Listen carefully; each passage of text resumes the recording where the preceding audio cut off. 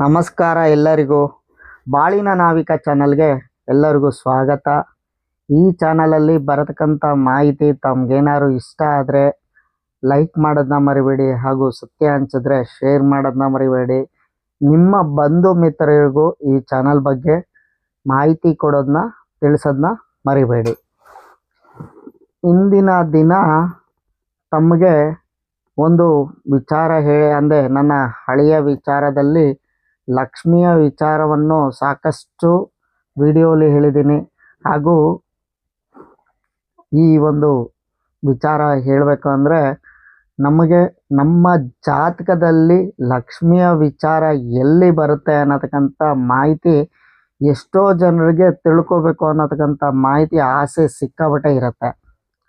ಅಂದರೆ ಎಷ್ಟೋ ಜನ ಹುಟ್ಟುತ್ತಾನೆ ಶ್ರೀಮಂತರಾಗಿ ಹುಟ್ಟುತ್ತಾರೆ, ಕೆಲವೊಬ್ಬರು ಮದುವೆಯ ನಂತರದ ಮೇಲೆ ಶ್ರೀಮಂತರಾಗ್ತಾರೆ, ಕೆಲವೊಂದು ಮಕ್ಕಳಾದ ಮೇಲೆ ಶ್ರೀಮಂತರಾಗ್ತಾರೆ. ಇದು ಯಾವ ಕಾರಣಾಂತರವಾಗಿ ಅಂದರೆ ಹೇಗೆ ಅದರ ಫಲ ಇರುತ್ತೆ ಅನ್ನತಕ್ಕಂಥ ಮಾಹಿತಿ ಕೊಡ್ತಾ ಇದ್ದೀನಿ ನೋಡಿ. ಒಂದು ಮೊದಲನೆಯ ವಿಚಾರ ಏನಪ್ಪ ಅಂದರೆ, ಈ ನಿಮ್ಮ ಒಂದು 5ನೇ ಮನೆ ಅಂತ ನಾನು ಹೇಳಿದೆ. ಅಂದರೆ ನಮ್ಮ ಡೆಪಾಸಿಟ್ ಹೇಗೆ ಇರುತ್ತೋ ಅದರಂತೆ ನಮ್ಮ ಫಲ ಇರುತ್ತೆ.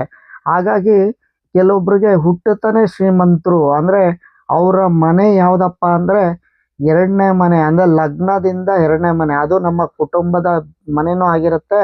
ಹಾಗೂ 9ನೇ ಮನೆಯ ಅಧಿಪತಿನ ತೋರ್ಪಡೆ ಪಡುತ್ತೆ. ಅಂದರೆ ಇವೆರಡೂ ಮನೆಯ ಅಧಿಪತಿಗಳು ಸ್ಟ್ರಾಂಗ್ ಆಗಿದ್ದು ಒಂದು ಒಳ್ಳೆಯ ಬಲದಲ್ಲಿ ಇದ್ದಿದ್ದೇ ಆದರೆ ಆ ವ್ಯಕ್ತಿಗೆ, ಅಂದರೆ ಎಷ್ಟೋ ಜನರಿಗೆ ಆ ಮನೆಯಲ್ಲಿ ಒಂದು ಹುಟ್ಟಿದ ಮನೆಯಲ್ಲಿ, ಅಂದರೆ ಎಷ್ಟೋ ಜನಕ್ಕೆ ತಿಳ್ಕೊಬೋದು, ಅವನಿಗೆ ಆ ಮಗು ಹುಟ್ಟಿದ್ದ ಇಮ್ಮಿಡಿಯೇಟಾಗಿ ಅವನು ಶ್ರೀಮಂತನಾಗಿರ್ತಾನೆ, ಮತ್ತು ಅದ್ರ ಜೊತೆಯಲ್ಲಿ ಹುಟ್ಟುತ್ತಾನೋ ಶ್ರೀಮಂತನಾಗಿರ್ತಾನೆ. ಇಲ್ಲಿ 2 ಅರ್ಥ ಇದೆ, ಅರ್ಥ ಮಾಡ್ಕೊಳ್ಳಿ.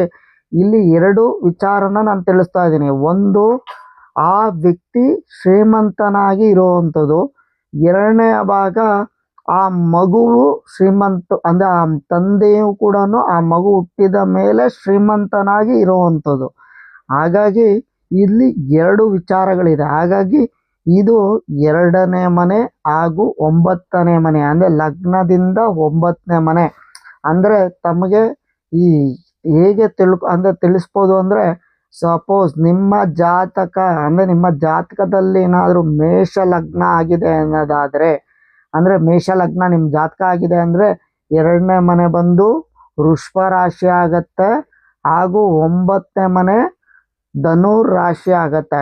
ಈ 2 ಮನೆಯಲ್ಲಿ, ಅಂದರೆ ಇದು ನಿಮ್ಮ ಜಾತಕಾನುಸಾರ ನೀವು ನೋಡ್ಕೋಬೇಕಾಗಿರೋದು.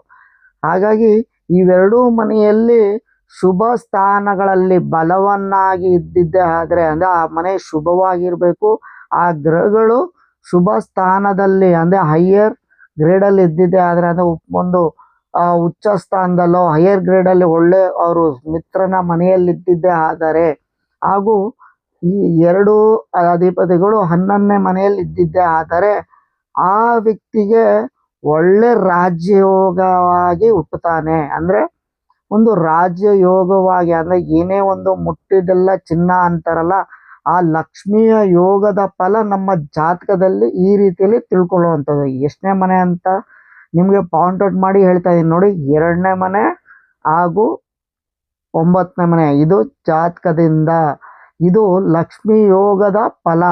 ಅಂದರೆ ಇವೆರಡೂ ಮನೆಯಲ್ಲೂ ಶುಭ ಸ್ಥಾನ ಇದ್ದಿದೆ ರಾಜಯೋಗ ಅಂತ ಹೇಳ್ತೀವಿ.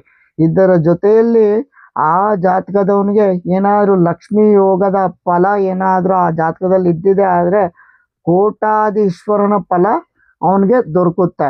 ಹಾಗೂ ಅವನ ಜಾತಕದಲ್ಲೂ ತಿಳ್ಕೊಳ್ಳೋದು ತಿಳಿಸಿದ್ದೇನೆ. ಹಾಗೂ ಹಸ್ತದ ಕೈಯಲ್ಲಿ, ಅಂದರೆ ಅವ್ರ ಕೈಯಲ್ಲಿ ಎಲ್ಲಿ ನೋಡ್ಬೋದು ಅಂದರೆ, ತಮಗೆ ಇದು ಅನ್ನದ ಋಣವನ್ನು ತೋರಿಸುತ್ತೆ ಈ ಭಾಗ. ಮತ್ತು ಈ ಭಾಗ, ಅಂದರೆ ಈ ಒಂದು ಭಾಗದಲ್ಲಿ ಏನಿರುತ್ತಪ್ಪ ಅಂದರೆ ಆ ಹಣಕಾಸಿನ ವೃತ್ತಿಯ ಬಗ್ಗೆ ಹೇಳುತ್ತೆ, ಅಂದರೆ ಅವನು ದುಡ್ಡು ಕಾಸಿನ ಬಗ್ಗೆ ತಿಳಿಸುತ್ತೆ. ಹಾಗೂ ಅವನು ಏನಾದರೂ ಕೋಟ್ಯಾಧೀಶ್ವರನ ಏನಾರು ಆಗ್ತಾನೆ ಅಂದರೆ ಇದರಲ್ಲೇ ಅವನಿಗೆ ಮಾಹಿತಿ ತಿಳಿಸುತ್ತೆ. ಹಾಗಾಗಿ ಈ ಒಂದು ಹಸ್ತರೇಖೆ ಯಾವಾಗಪ್ಪ ಬರುತ್ತೆ ಅಂದರೆ ಆ ಸಮಯಕ್ಕೆ ಮಾತ್ರನೇ ಬರೋದು ಹಸ್ತರೇಖೆ. ಹಾಗಾಗಿ ನಮಗೆ ಯಾವುದೇ ಸಮಯದಲ್ಲಿ ಜಾತಕದ ಜೊತೆಯಲ್ಲಿ ನಮಗೆ ಏನಪ್ಪ ಮುಖ್ಯವಾಗಿ ಕ್ಯಾಲ್ಕುಲೇಟ್ ಯಾವುದಪ್ಪ ಆಗುತ್ತೆ ಅಂದರೆ ಹಸ್ತನೂ ಕೂಡ ಕ್ಯಾಲ್ಕುಲೇಟ್ ಆಗುತ್ತೆ. ಹಾಗಾಗಿ ಒಂದು ಏನು ಜಾತಕ ಒಂದೇ ಅಂತ ಕ್ಯಾಲ್ಕುಲೇಟ್ ಆಗಲ್ಲ. ಹಾಗಾಗಿ ನಾವು ಎರಡನ್ನೂ ತೋರಿ ಒಂದು ತಿಳ್ಕೊಬೇಕಾಗತ್ತೆ. ಅಂದರೆ ಮತ್ತು ಇನ್ನೊಂದೇನು ಅಂದರೆ ಎಷ್ಟೋ ಜನರಿಗೆ ನಷ್ಟ ಆಯಿತು ಅಂತ ಹೇಳ್ತಾರೆ. ಮಗು ಹುಟ್ಟಿದಷ್ಟೇ ನಷ್ಟ ಆಯಿತು. ಅದರ ವಿಚಾರ ನಾನು ಮುಂದಿನ ಭಾಗದಲ್ಲಿ ತಿಳಿಸ್ಕೊಡ್ತೀನಿ. ಯಾಕಂದರೆ ಇದು ಶುಭದಾಯಕವಾಗಿ ಇರೋವಂಥದ್ದು. ಮತ್ತು ಈ ಹುಟ್ಟಿದ ಒಂದು ಶುಭ ಸ್ಥಾನದಲ್ಲಿರೋತಕ್ಕಂಥವ್ರು ಮುಟ್ಟಿದೆಲ್ಲ ಶುಭ ಆಯಿತು ಅಂತ ನಾನೇನೋ ತಿಳಿಸ್ತೆ. ಹಾಗೂ ಅವ್ರಿಗೇನಾದರೂ ಅಶುಭದ ಸ್ಥಾನದ ಫಲ ಬಂದಾಗ ಅವ್ರಿಗೂ ಕೂಡ ಅಶುಭದ ಸ್ಥಾನದ ಫಲವೇ ದೊರಕೋದು. ಯಾಕಂದರೆ ಇಲ್ಲೇನೋ 2ನೇ ಮನೆ 9ನೇ ಮನೆ ಏನೋ ಶುಭವಾಗಿದೆಯಪ್ಪ, ಆದರೆ ಅವರ ದಶಾಭುಕ್ತಿ ಅಂದರೆ ಆ ದಶಾಭುಕ್ತಿಯಲ್ಲಿ ಏನಾದರೂ ವಯಾಧಿಪತಿ ಏನಾದರೂ ಫಲದ ದೃಷ್ಟಿ ಇದ್ದಿದೆ ಆದರೆ ಇಲ್ಲಿ ಪ್ಲಸ್ಸು ಮೈನಸ್ ಆಗಿ ಅದು ಡೌನ್ ಆಗೇ ಆಗುತ್ತೆ. ಹಾಗಾಗಿ ಒಂದೇ ಸಲ ಪ್ಲಸ್ ಅನ್ನೋದು ಬರಲ್ಲ.